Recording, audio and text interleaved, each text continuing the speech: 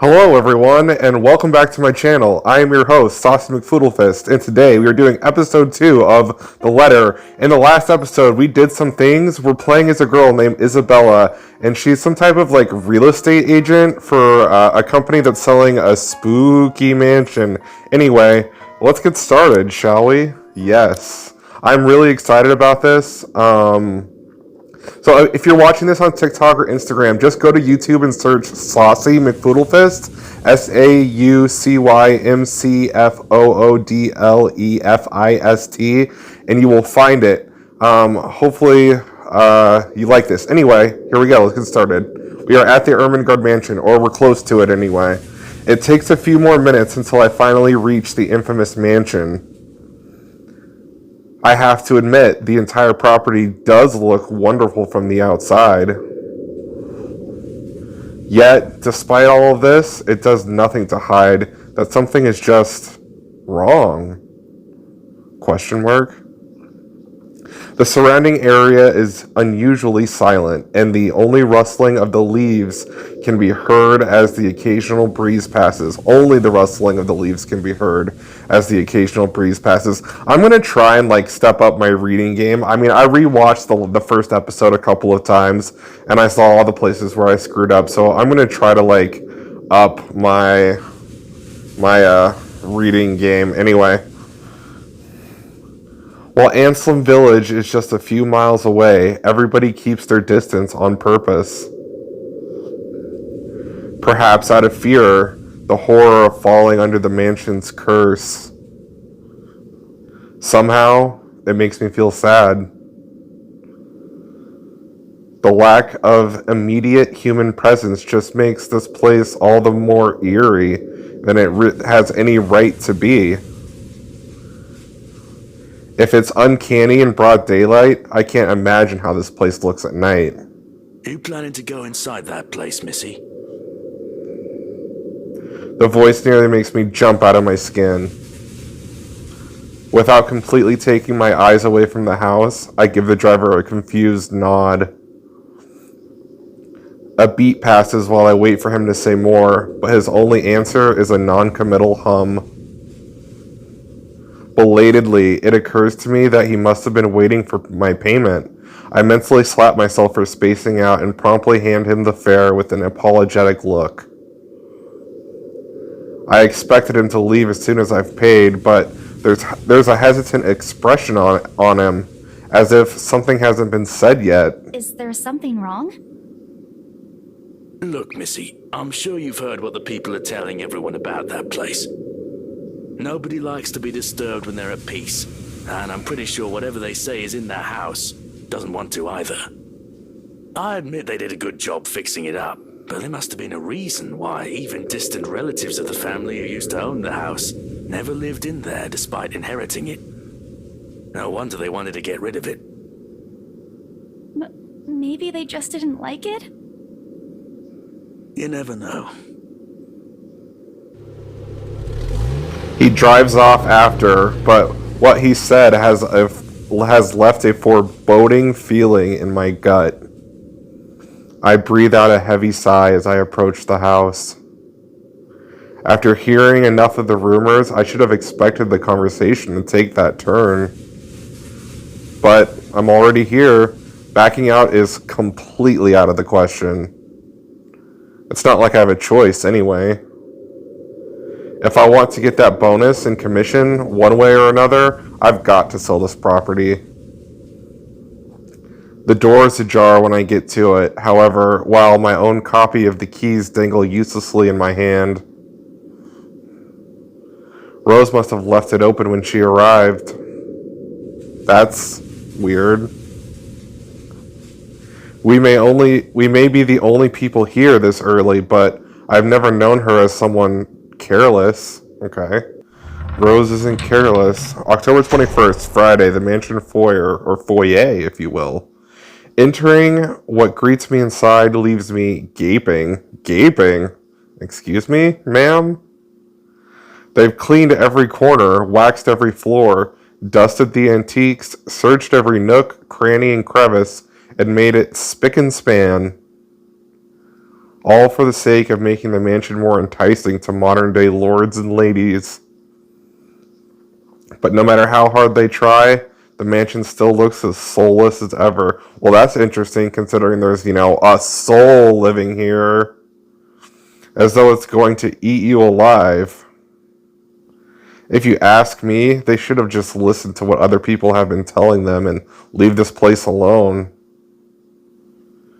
Some things in this world are better left alone, never to be disturbed again. So look, we have pictures. There's the Lord, or Lady Elizabeth, and Lord, what's his name? I forget his name. And there's pictures of them on both sides of the wall. We got doors and a staircase. We have 4 doors and a staircase leading up to 2 more. So 6 doors total. And this is the foyer. Foyer. I don't know. Leave it in the comments below if it's foyer or foyer. Rose? I call out. Rose, I'm here. Where are you? My voice echoes softly through the hallways. Silence. Oh, who am I kidding? In a place this big, I don't think she'll hear me no matter how deafening the silence is. She could be all the way on the other side of the property for all I know. Quickly, I reach for my phone and dial her number. But the number you have dialed has not been recognized. Please check and try again. What do you mean it's not been recognized? Yeah, exactly. What do you mean? We were just talking a while ago. Maybe there's no signal in this house? I don't know. It's not like she was eaten by the house, right? Or maybe the ghost did hear us talking and spirited her away, right?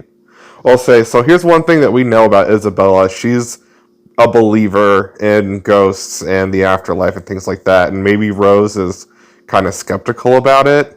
And also, I forgot to mention, we also have 2 friends that we met in our last episode, Ashton and Rebecca. And Ashton invited us to go hang out with this guy named Zach. And Rebecca is a school teacher. Anyway, let's keep going. Right? No, Isabella, don't be ridiculous, she says to herself. She probably just wandered deeper into the house and lost signal or something. I dial her number again, hoping this call will connect this time. The number you have dialed has not been recognized. Please check and try again. But to no avail. Oh boy, the stuff. Just kidding, that's a reference to something. I have a very bad feeling about this. Rose? If you can hear me, please come out. Come on, Rose. This isn't funny. You know this place gives me the creeps. No answer. Well, maybe you should move around, Isabella. I mean, this isn't going to work. This place is big. She could be anywhere. I wanted to make a "that's what she said" joke. This place is big. Anyway, I need to start looking for her in the foyer. Okay, I take a deep breath before venturing deeper into the mansion. Taking a couple steps forward, I notice something move around the grand staircase. What? What the hell? Rose? Rose, is that you? Not funny. I'm leaving you if you don't come out. Not coming out, huh? Fine, I'm going. Okay, that's a lie. She's my friend. I can't really leave until I know she's alright. Growing desperate, I try to contact her number again. Come on, please give me something. Please, Lord? Oh, Lord. Yes, finally. Hello? Hello? Rose, I'm here at the mansion. Where the hell are you? She doesn't respond. There's also heavy static coming from her side. I sincerely hope it doesn't get cut off again before I can get an answer from her. Rose, come on. Where are you? A few moments pass until the static eventually starts to quiet down.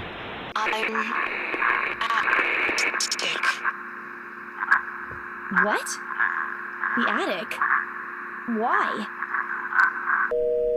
Crap, I got cut off. Man, do I really need to go there? Yes, you do, Isabella. With how deep inside the mansion the attic is, there's barely any signal there. No wonder I can't contact her. Well, that doesn't make sense. I mean, if you couldn't contact her, wouldn't it just go straight to voicemail? It wouldn't say that you can't connect, but maybe that's just part of this game's world. I don't know. But why is she there? Out of all the places, she just has to make me go fetch the creepiest room of this place.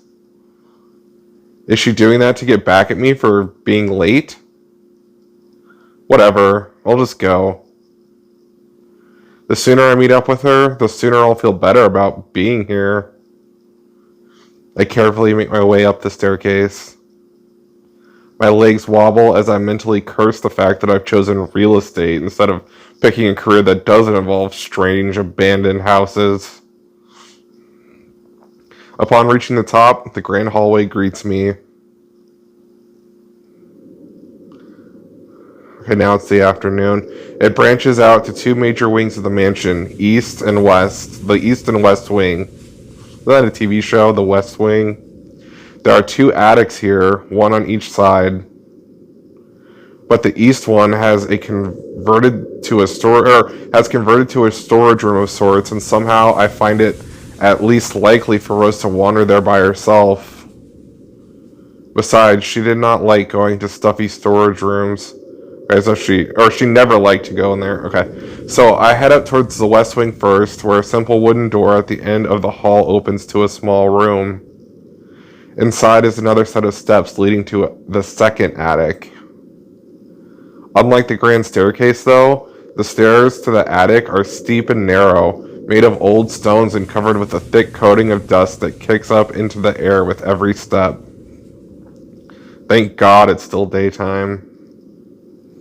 If it wasn't for the light streaming through the door behind me, I might easily stumble and fall. With how old this place is, there are no light fixtures to illuminate the cramped passage up. Why didn't they bother to add one here when they renovated? Escapes me. Why they didn't... Okay, I could reread that, but we'll just move on. Sheesh. They did it with the rest of the house. A small bedroom welcomes me at the end. It looks exactly like... Okay, now we're in the attic. It looks exactly as it did the last time I've been here. Full of dust, worn out, and faded by time. Odd. I thought they cleaned everything. Did the crew miss this room? Cleanliness is the least of my concerns right now. The more pressing matter is Rose. She's not here. Was I dreaming when I talked to her a while ago? Did I mishear her? Well, you said there were two attics, right? You said there's a second attic? I don't know. No. It couldn't have been a dream. After all, the creepy ambiance of the estate is doing such a remarkable job of making sure I stay alert and awake. And I'm sure she said she's here. Is this a prank? Or maybe that phone call was Rose's last message to me before the curse got to her. And Isabella, I like believers in the afterlife and ghosts, things like that, but she's a little superstitious, you know. You gotta keep that in mind about her. Ugh, shut up, brain. You're not helping. Yeah, that's like totally me, by the way. Don't make this scarier than it already is. But if she's not here, then where is she?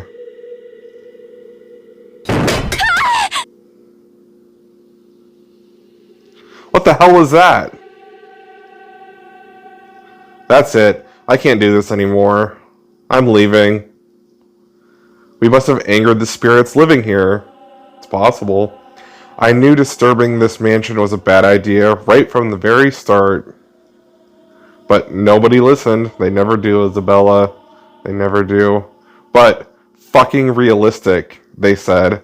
They think I'm cuckoo because I believe in curses and ghosts and all that. And look at me, I was judging you too, Isabella. I was saying that, you know, me and my outlandish buckwater country beliefs. Buckwater? I've never heard that phrase before.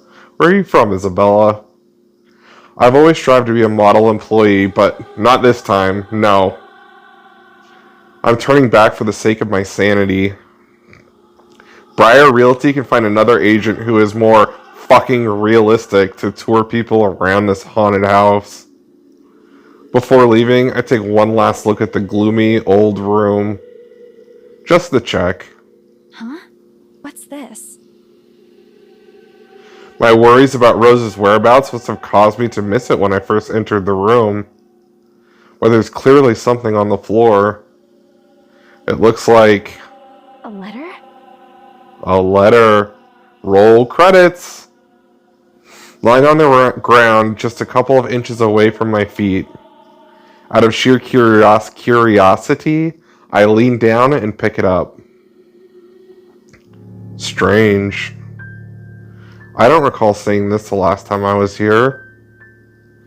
A few days back, me and a few other agents inspected the mansion to prepare for today.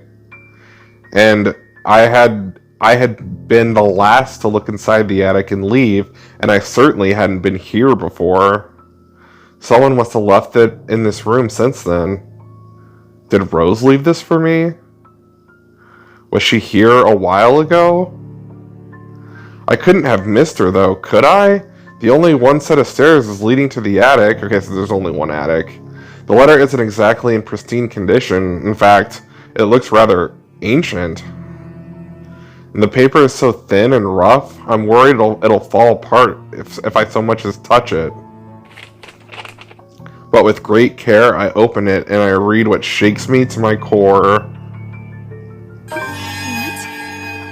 What? Oh my god. It says, help me. Nothing but the words help me fills this page. All of it, seemingly written with a crimson shaded pen. Or blood. Yep, or blood. There it is. I gulp. The same phrase just goes on and on until...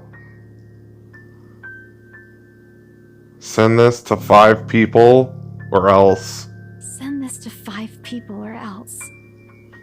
Or else what? Or else what? As quickly as I can, I scan the back of the paper and peek into the envelope to make sure... Is it envelope or envelope? To make sure I'm not missing out on a second page. But there's nothing. No. Oh, please, no.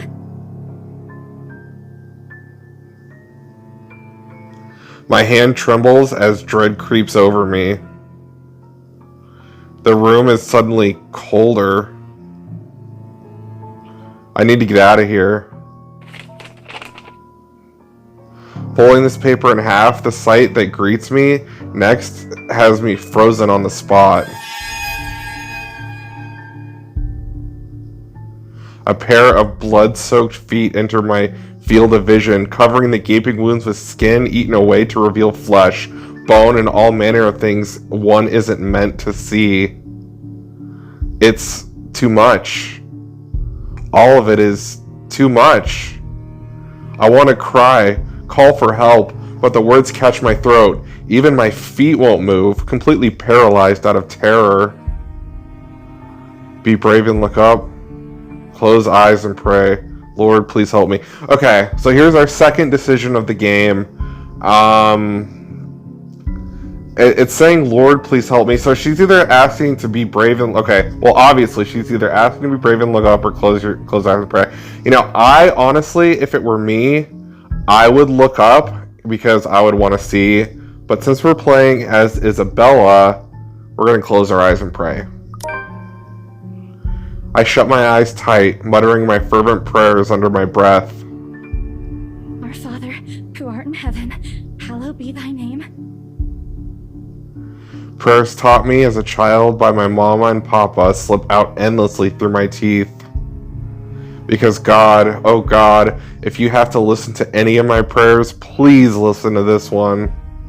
And if God doesn't listen, at least I won't let that thing kill... I won't see that thing that kills me. A cold comfort. I wait. And I wait some more. But when nothing happens, I dare to take a peek. Only to find that the ghost, the thing, whatever it is, gone. Relief washes over me as I shakily get up to my feet and back away towards the door. Wrenching it open, I slip out without a second thought and make a sort of run for it, down the stairs and on to the hallway. I take a look back to make sure it isn't behind me. Any other person might have stopped, dismissed it as a trick of the light and an overactive imagination. You know, it's possible, Isabella, you never know. But I'm not taking any chances. I'm not giving that thing another chance to catch me off guard. I don't think I'll ever feel safe until I get out of here. Whatever that is, warning bell in my mind every warning bell in my mind is telling me that it's going to jump out at any moment and get me while I'm still in this place. I told them! I freaking told them! Oh man, oh man, oh man! Racing down the stairs, a breathy laugh escapes me and my shoe slips and I find myself falling until my back hits the ground and pain racks my body. My head grows fuzzy and vision dims as I fight to stay conscious. No. Go away.